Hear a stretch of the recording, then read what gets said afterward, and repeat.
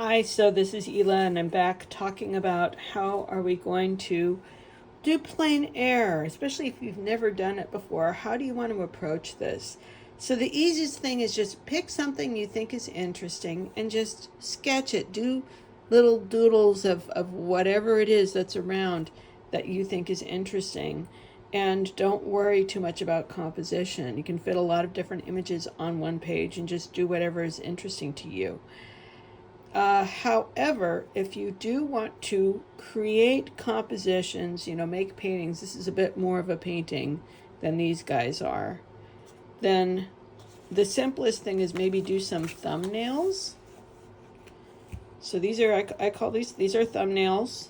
And, you choose how big or how small they are. You decide the dimensions. Are they more wide or are they more vertical? Hold on. So these are all almost square, slightly more wide than they are tall. And I'm not really even thinking about, how many inches they are or what the proportions are.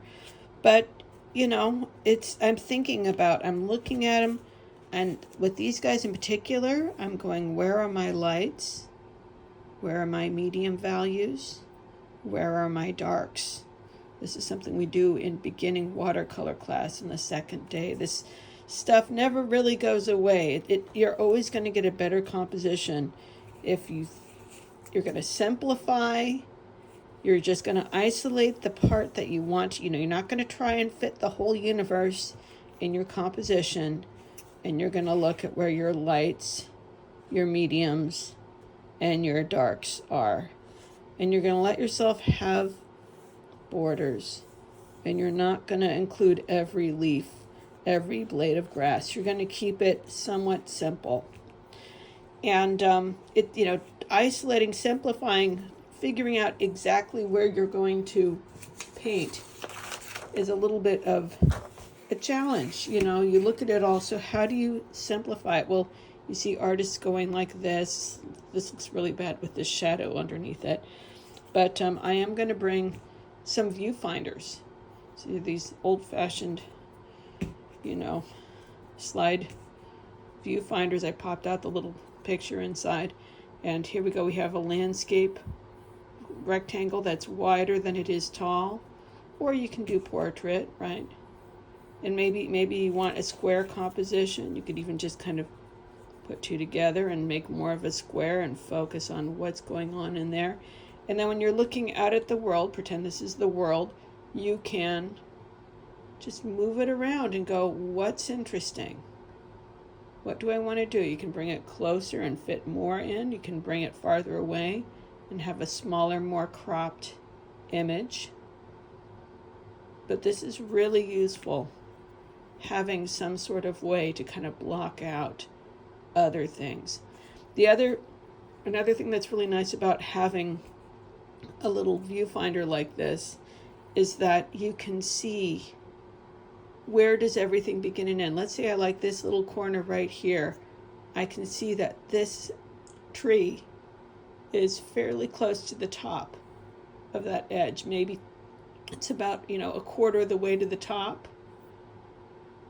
You can measure angles. You can figure out how, this is going this little bit right here. There's the angle, right? It's at a tilt. We can see it's a tilt. And when I go to draw that, first I want to draw the rectangle kind of more or less to these proportions, right? But let's say it's already there. I can go ahead and go back and forth between this angle and drawing it on your paper.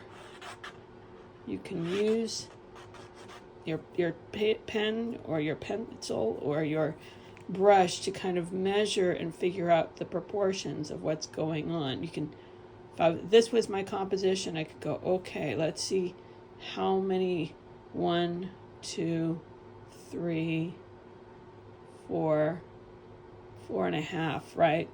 So I know that this is, somewhere between a fifth and a fourth of the way down. So anyway, this is not exact science. but it is useful. It gives you a clue of what you're going to do. If I was going to paint this composition on this paper, this is square, this is a rectangle, it's taller than it is wide. I know that I'm going to have to like mark off some sides here to get the same dimensions more or less than this has. I'm going into some deep stuff. Like I said, you don't have to go this far, but if you want to make pictures, it's something to consider. It's an option. And this is something I'm going to talk about more in class. And the more that you paint and the more that you draw, the easier this will become, the more helpful this information will be, as opposed to just being overwhelming or confusing. All right, cool. And you know, you can always just play.